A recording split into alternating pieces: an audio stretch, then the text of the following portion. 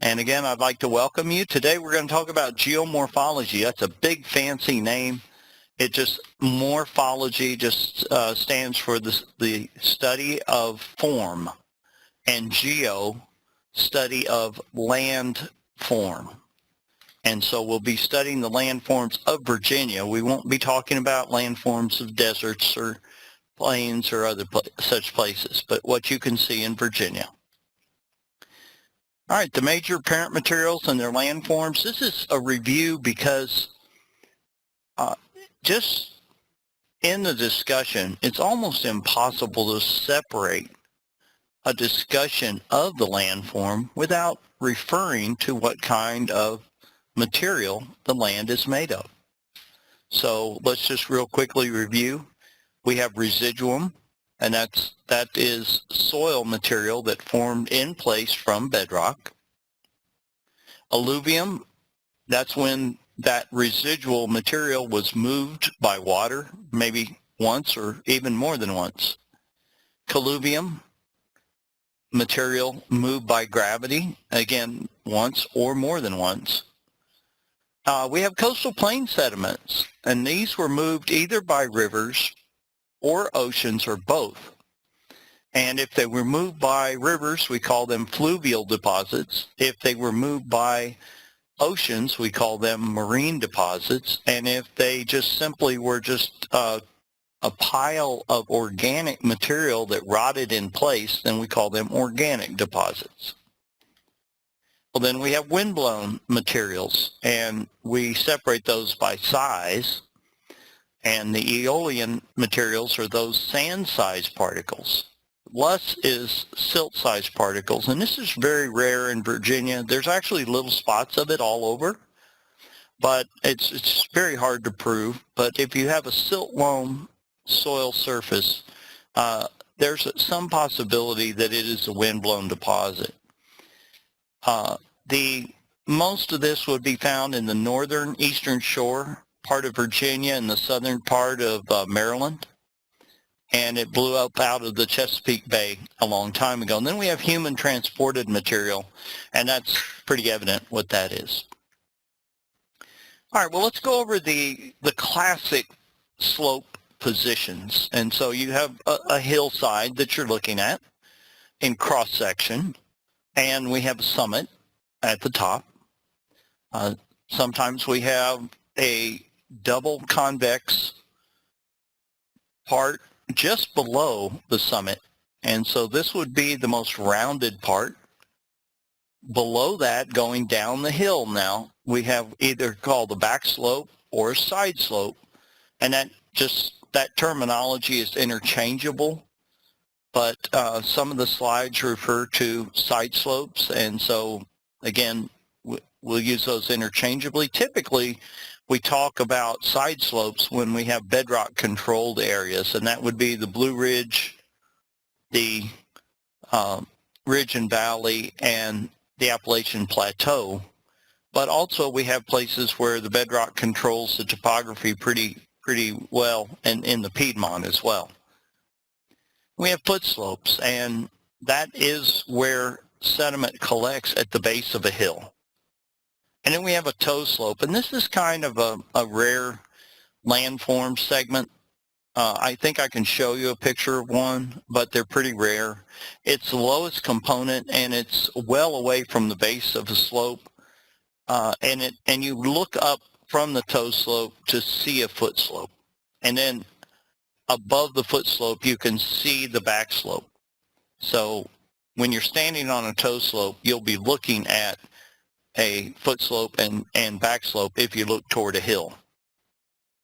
Well, here's a graphic of those classic positions: the summit, the convex shoulder, the linear back slope. This is supposed to be linear. And then a foot slope is a sediment collecting position, and also is a toe slope. And the only way I know to explain how toe slopes form is the idea that possibly this hillside at one time, the summit extended much further out, and what's now the toe slope would have been the foot slope at one time. And then through erosion, the slope moved backwards. And when it did, it left the toe slope behind. So it flattened out over time. All right, these are the landforms that are common where residuum is at the base. So in other words, if deep underneath this hill, we have bedrock and we are eroding streams up into bedrock, then this is the type of shapes that we're going to see. Now, in this diagram, this head slope can also be called a cove. And typically, we differentiate these, and I'll show you some examples on the next slide. But when the head slope is well-rounded, we sometimes call that a cove, especially in mountainous regions. Where it is very narrow or very sharp-pointed, that's when we typically call it a head slope and not a cove. But essentially the two could be used interchangeably. It just depends on who you're talking to. It's just like language where sometimes there's synonyms. Ridges are the same thing as a narrow interfluve, and an interfluve is just a summit where bedrock controls the side slopes. And the side slope is that area between the head slope and the nose slope. And again, this does look like a nose. Very seldom are these landscapes this perfect. I'll show you what they actually look like in Virginia on a topo map. These are the water collecting and shedding positions. And if you collect water, you also collect sediment. And so by looking at the arrows, you can tell how the water would flow across these shapes. And there are two forms. One is going across the side of the slope. That's called the planimetric view. And then one is coming down the slope, and that is called the profile.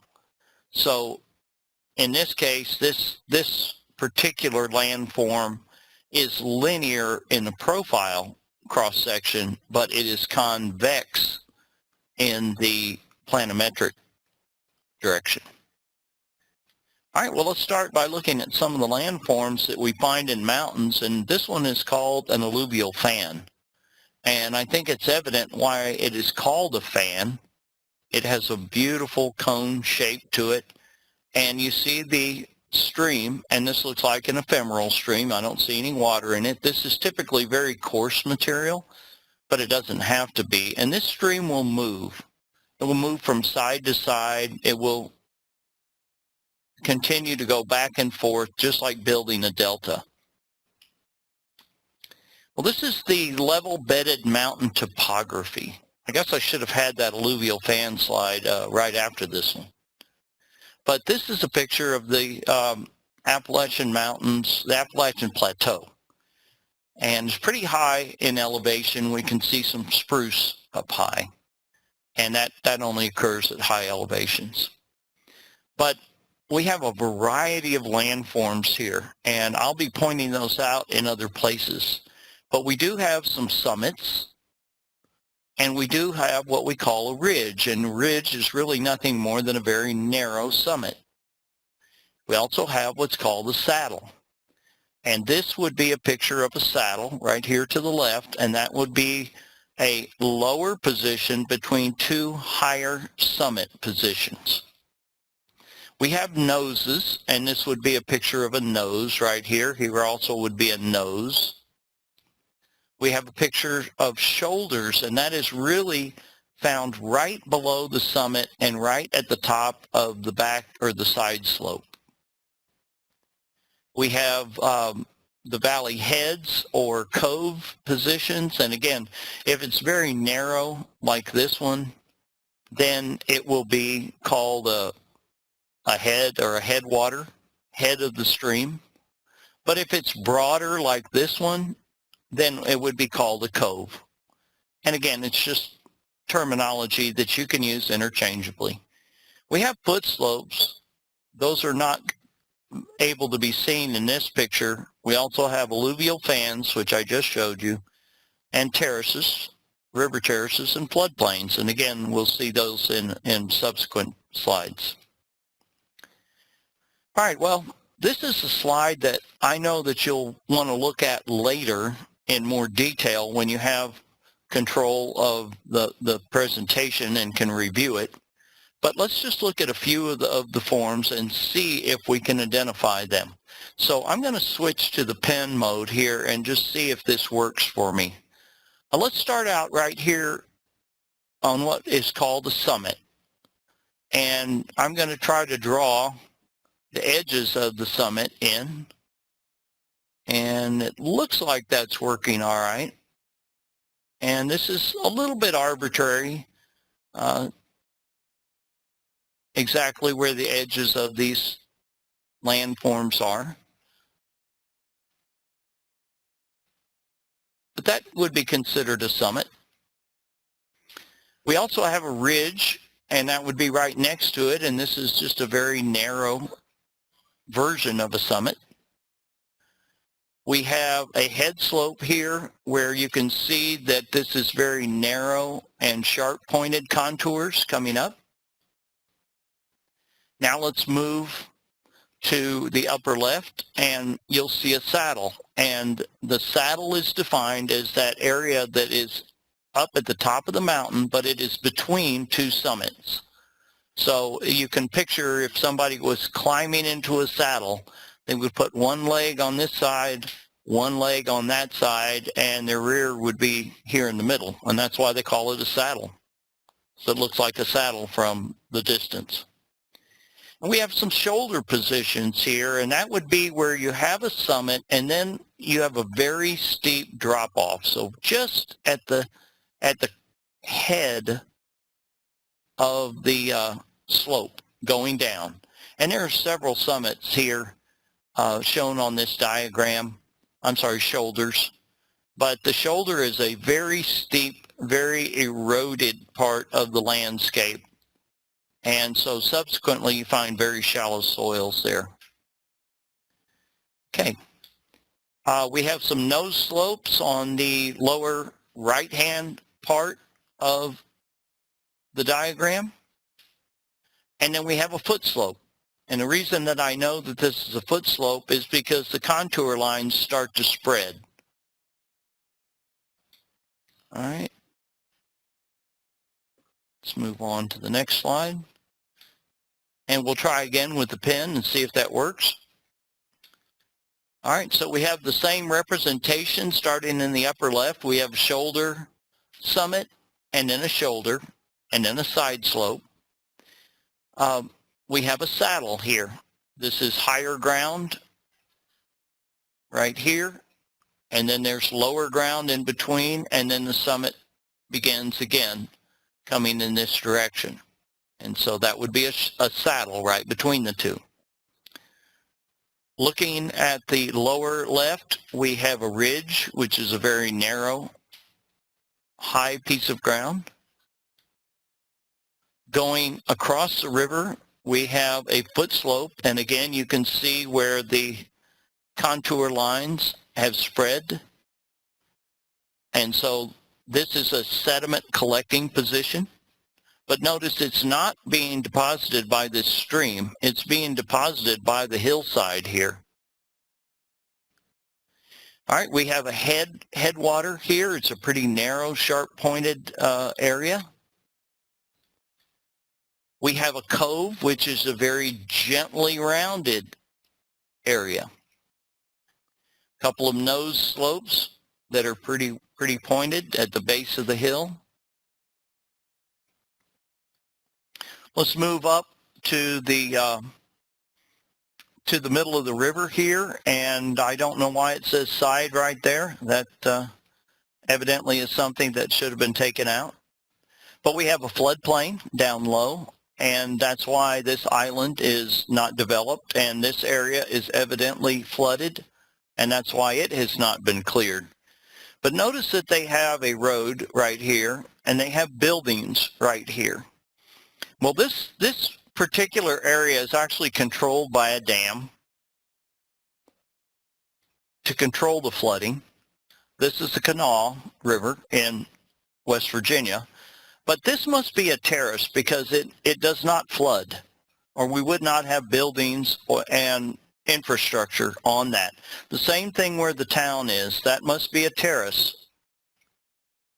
As we move up to the sloping ground, we get on a foot slope. And again, we know that it's a foot slope because it's not as steep as this part of the hillside above it. And then we have a floodplain of a very small creek up here. And it evidently must flood on this side of the river because the far side of the river is covered with houses.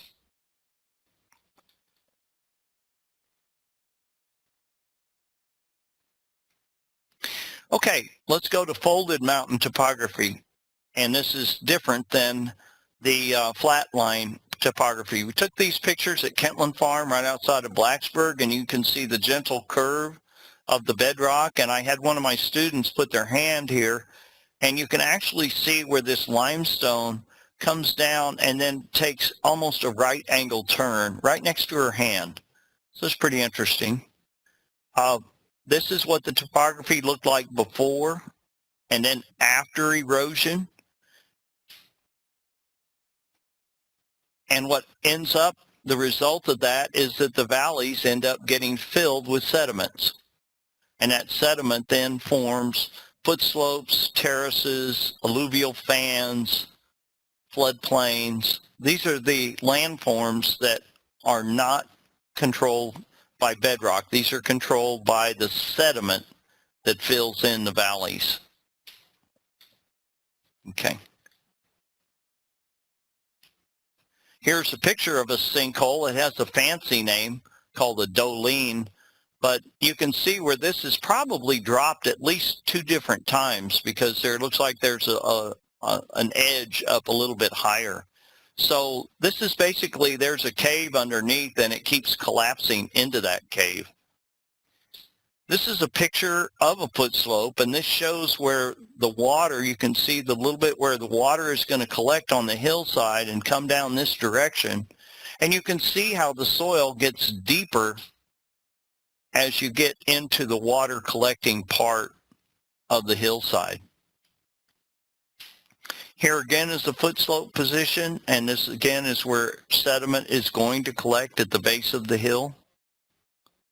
There's no channel here. This sediment moves without not flowing water. It moves by gravity. Here again is a foot slope and some farmland, and it shows that there's an inflection point where there's a change in angle of the hillside.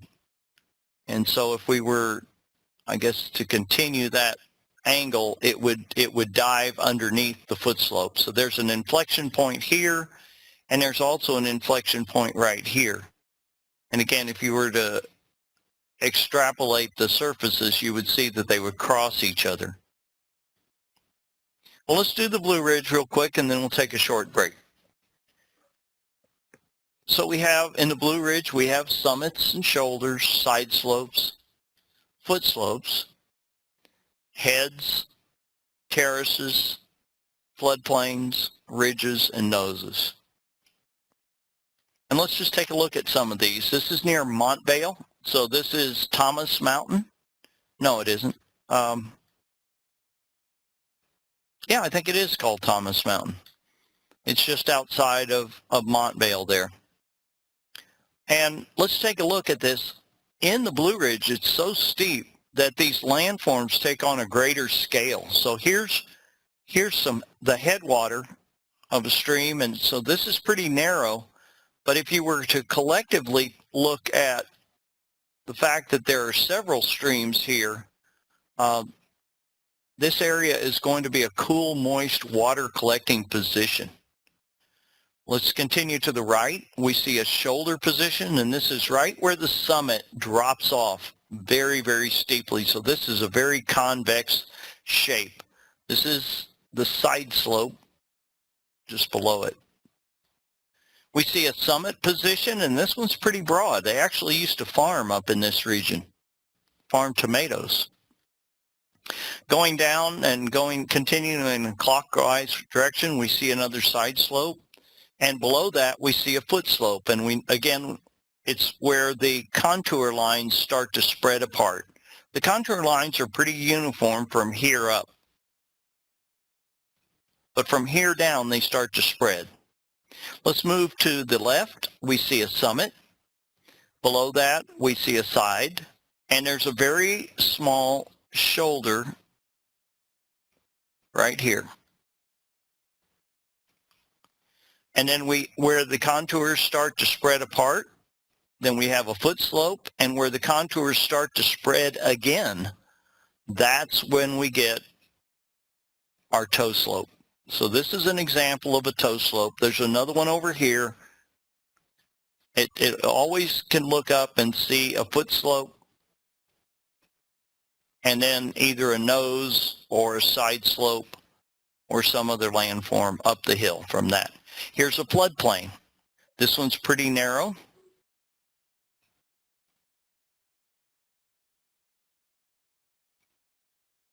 All right, let's keep moving. Sometimes we have rockfall because we have such coarse material come rumbling down the hillsides in these steep areas. And rock basically is confined to channels just like water would be. Okay, that was a form of colluvium. Here we see a foot slope at the base of a hill on the left, and then we see a floodplain. So this material is deposited by water, the floodplain, whereas the foot slope, the material is deposited by gravity. All right, well, let's stop for a minute and see if there are any questions about what we've covered so far. Are those terms familiar to you, or have you heard them before? Okay. So Tom has said that he has heard them before. How about the topographic maps? Does it help to have these pointed out on topographic maps, or do you think the pictures of the landscapes are more helpful?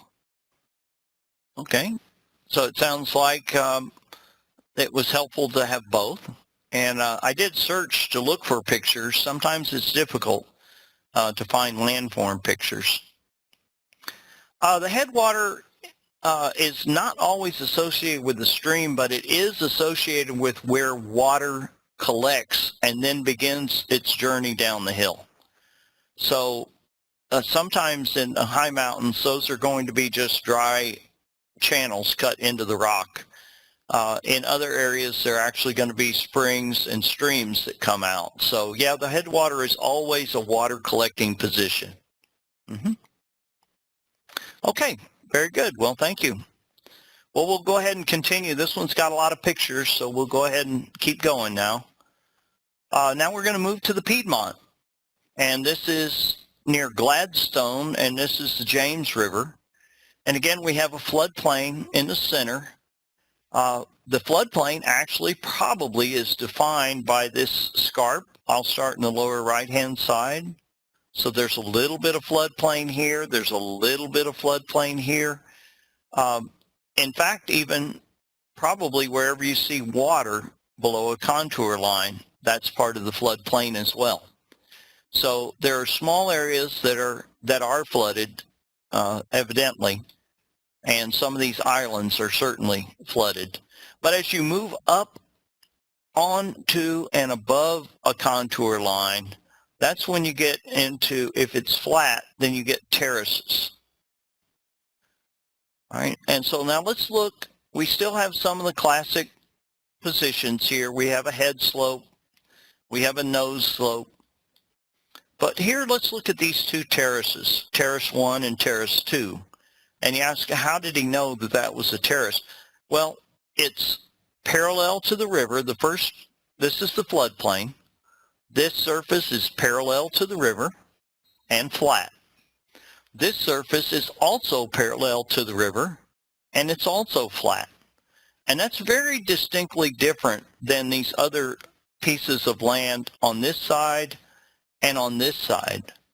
And so essentially this is my estimate. I am estimating that this is a terrace right here of the James River, and we do know that there were older terraces left behind by rivers all over the state.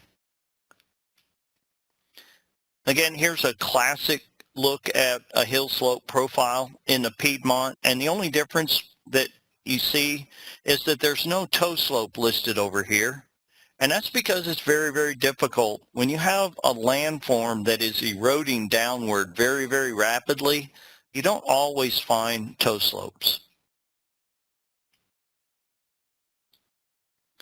All right, let's go further out, and we're imagine that we're going from west to east on the state. And so here we're going along the Appomattox River, and this would be east of Appomattox. And here we see two landforms. We see the floodplain, and of course we're influenced by the fact that the stream is meandering around within this landform, so it must be very flat and it must be very low. And again, we can see the multiple channels of the creeks here. They don't know which way to go because it's so level, they can basically switch from one channel to the other and then back again. But you can see a little bit of rise here on this Buffalo Creek Road, just points directly at a terrace. And you can see that this contour line pretty much defines the edge of that terrace. And it's a higher position, it's relatively level, it's parallel to the stream, but it's higher than the floodplain. And then we get into the upland parts of the Piedmont as we get further away from the stream. Okay, here are the classic cross-section of a riverine system or a river system. And this would not be an order one stream or a very, very small tributary. This would be a stream that maybe has several tributaries flowing into it, or at least has perennial flow of water. So we have the water in the channel itself, and then we usually have a bar, like a gravel bar. We have a pretty steep bank on either one side or both. Typically the one that's straight up and down is called a cut bank. This is called the natural levee, and it's where when water floods, it deposits sand and gravel up on this high point. That drops out pretty quickly, and then the sediment that's carried into the back swamp is silt and clay. And then we get what's called the Yazoo stream, and that's essentially just where water gets trapped between the natural levee and the upland. And so that's a fancy name, but it's not always a stream. Sometimes it's just a little low spot. But it does eventually, it does fill with water during a flood, and then that water does eventually flow back into the stream. Well, here's those landforms again. Here it shows a natural levee, and this one's pretty exaggerated. They're not really that much higher, but they are higher. And then this, where it says floodplain, this is a back swamp area. And then you can see the base of the uplands here. All right, well, one thing about the Piedmont that's interesting is that we have smaller rivers and streams that don't appear to have terraces. It seems to be a little bit of a mystery. Why would they not have terraces? Well, one reason is that many of the streams in the Piedmont are actually down-cutting. They're not really depositing much sediment except right here in the base of the valley, but there's so much erosion in the Piedmont that it's basically, it deposits sediment and then it cleans it out again. It fills the valley and then cleans it out. And so it doesn't often leave terraces. But picture that this river in the middle cut down very quickly. If we go in the upper right-hand side, we see a very broad area. And that's pretty unusual for the Piedmont to have such broad level areas. And there's another one on the lower left. And people started studying these and started looking at the sediments, and what they realized is that these are transported sediments up here. And so if you have a broad summit area near, well, it doesn't even have to be near a current large river. then probably those are old stream deposits or even old foot slope deposits.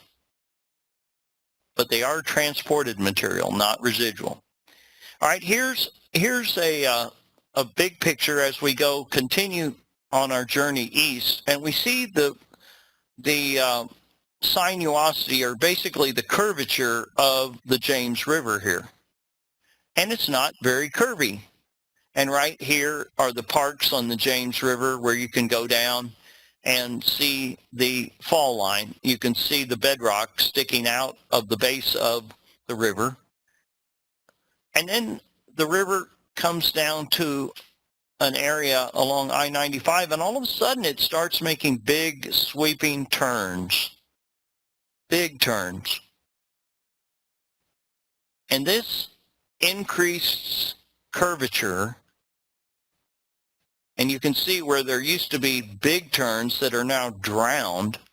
This is an estuary. This is the top of the estuary, and this is tidally influenced. So you can separate the Piedmont from the coastal plain by just looking at how the rivers change the amount of their curvature. Here's another small stream that looks pretty linear, and then it hits the lower, flatter ground, and it starts to make big sweeping turns. All right, let's talk about the coastal plain now. We've covered the other regions. What are some things that are different? Well, dunes are different. We didn't see those.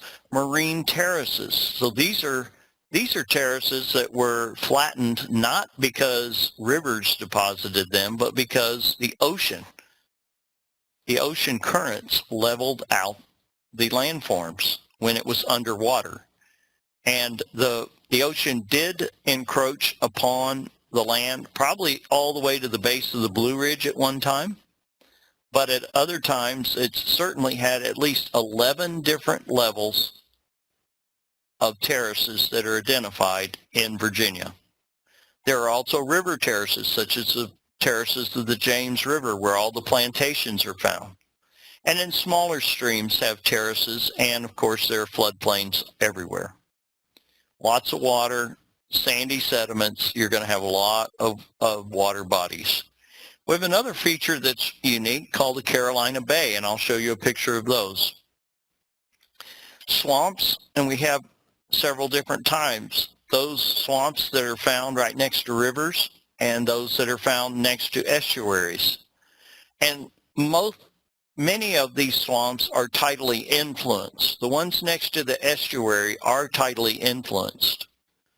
The ones next to rivers are typically not. But this would be referring to small rivers. I'll show you a picture in just a minute that explains that difference. We have tidal marshes, and that would be marshes that are along the edge of the ocean and marshes that are along the edge of the estuary. And then we have our standard erosional landforms, because the 11 marine terraces are being dissected by rivers that are working their way up from the ocean level, and so they're eroding back into these landforms. One reminder is the difference between a swamp and a marsh. These are both permanently wet areas all year long. The water never dries up, but a swamp is covered with trees and a marsh is covered with grass-like plants. Well, here's a picture of a riverine marsh. This is not tidally influenced. These are very, very small channels, but you can see where they just crisscross back and forth and back and forth. And so this is a riverine swamp. And this would be loaded with trees. If I could switch to the aerial photo, this would be forested. So you can see how subtle the landscape is on both sides of this. So there's just not much slope to the area, and so there's not going to be much runoff. There's the runoff that collects in the bottom of the stream is going to stay at the surface. Here's a picture of an estuary system. So this is the James River near Presqu'île, not sure how to pronounce that, National Wildlife Refuge. And this is a marsh because it's covered with grass-like plants. And this is a swamp because it's covered by trees or shrubby vegetation. And again, we see the equivalents over here, but we can tell that this area is flooded at times. Here's another flooded marsh area along the James River. And so this that's flooded by flowing river water is called a floodplain. So we're right getting close to the upper end of tidal influence. As we go further east into the coastal plain, we can find some big marine flats. And one of the best that I know of is near Windsor, Virginia. So if you go down toward Windsor, you can see a large area where there's just no external drainage.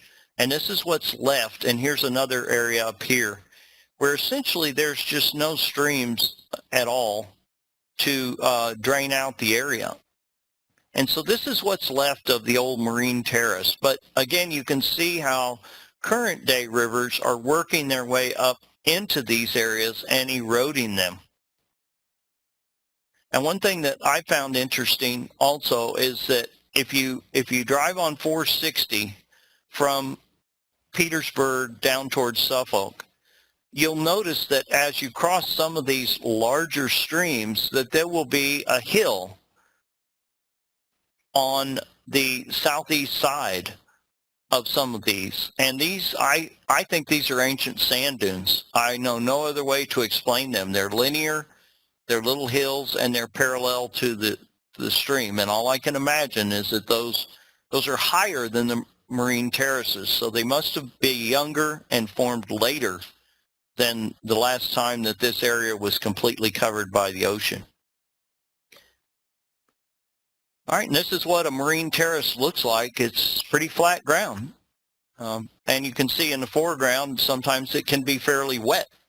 If you get any kind of a depressional area, well, then you're going to have water standing at the surface if there's a clay layer underneath. And this is a more typical look at the coastal plain where it's been farmed for many years. And here we can actually see where erosion has exposed some of the subsoil. The lighter areas are sandier, and this is not eroded. So here's a summit position in the background where it's very white and sandy. But here on this hillside right in front of us, we can see where there's been significant erosion, so much so that some or a lot of the topsoil has been lost. All right, we're continuing to go east, and now we're at the Great Dismal Swamp. And so this is just southeast of Suffolk and south of Norfolk. And here is a scarp. The Great Dismal Swamp used to be a bay, and then it filled in with sediments. And this used to be the shoreline of the bay. And then it's fairly level. This is a marine terrace. And again, we can see there's just a little bit of dissection started. This area would be around 20 to 25 feet above sea level. But this is an unusual landform, and that's going to come into play here in just a minute. It's got linear boundaries. Here's another excavation area where you can see where people have cut down. I'll show you in just a minute what that might look like. But this is a landfill. Carolina bays. They're also called whale wallows. There are multiple names for them, but you can see that these are low, kind of oval depressional areas. And these are wind deflation features, and these are really pretty much limited to being found on the eastern shore. There are some on the western shore of the Chesapeake, but most of that area is dissected, and you don't have the large flat area like you do on the eastern shore. Well, that's where these wind deflated areas are, and essentially the wind would have blown sediment out of the bottom of this area, and it piled up, and you can see the light colored soil, and this is a pile of just slightly higher ground. This is what one looks like from the edge. So right here, you're on that wind-blown deposit, and this is where the source of the material came from. So the wind blew the sediment out of the low spot, created a kind of a dam or a berm, and so that persists as a continuously wet area, unless, of course, it's artificially drained. Okay, going further out. And we can't go too much further because here's the Atlantic Ocean right here. So here we have dunes. These are older dunes. They're vegetated. Some of these have pine trees on them. Others just have grasses. And so the younger sediment have grasses. And this particular dune is brand new. And you can see that it actually is not even vegetated very well. So this is a brand new one. So this island is building in this direction, and these older dunes show the progression of the building of the island as it is building in this direction. Back behind the barrier island are bay, and these are marshes. These are flood tidally twice every day. There are some areas called shoals that don't actually come up above waterline except on rare occasions, but of course these are pretty bad if you're trying to get a boat through there. But these would be the ocean, the marshes that are exposed to ocean water. All right, what about humans? Well, look at this landscape in China. It's actually beautiful. But look how much of that hill shape has been modified by human action in order to make level ground, and then they adjusted the width of the terraces based on the slope of the land. We have modern equipment here that's moving sediment in a housing development, and you can see a railroad track that was located in an old stream bed, but all of that has been excavated, and that material's been moved somewhere. That's called a cut area. This is what humans do. They create landfills. This is a diagram I drew of some work that I did in New York City. They excavate out certain areas, and then they fill it back up for purposes. So in this case, it was filled with roadbed material underneath the road to make a good firm pavement. In other areas, they just simply bulldoze the soil from this area to make it flat so that people could walk along it, and then just put these piles of sediment and just let them there next to the road. And they did that on both sides. Here's in the lower right is a diagram that I drew to kind of illustrate what some of the natural contours would have looked like, where the streams would have been located. Here's a summit, a back slope, again, summit, back slope. This would have been a kind of a wet area. Well, humans don't like wet areas where they live, so what did they do? Well, they modified the hilltop. They leveled off this ground and put a baseball field here. And then they put a big parking lot. They completely bulldozed out this hilltop and used that material to fill in this low spot here, the marsh area, and to fill in where the river is. And now the river is now flowing underground in pipes. So that's what this refers to, is a underground culvert. And here it's flowing into straight channels. Here they would have put a parking lot and a building, and then they would have had to carry that water in probably a concrete lined culvert in order to keep it from eroding the hillside. So this is a before and after picture of what humans do to topography. Well, look at the size of some of these subway systems. London, Hong Kong, the Holland Tunnel going into New York City. That's a lot of soil that had to have been moved. Where did they put that? Well, here's a picture of the Hong Kong airport. So when we talk about landforms, we talk about artificial landforms that humans create. Here's a natural landform. It's just a little bit left. All the rest of this is artificial. And again, looking at this terrace system, you can see how much of the landscape has been modified into artificial landforms. These are called steps and risers. And so the riser is here and the step is here. All right, with that, I'd like to ask for any questions. We're right about at the time limit. But does anybody have any questions about what we covered? We kind of went from west to east. We started in the mountains and then ended up actually at the ocean. And then we did a quick look at how humans modify and create artificial landforms, starting with landfills and then excavated areas, subways.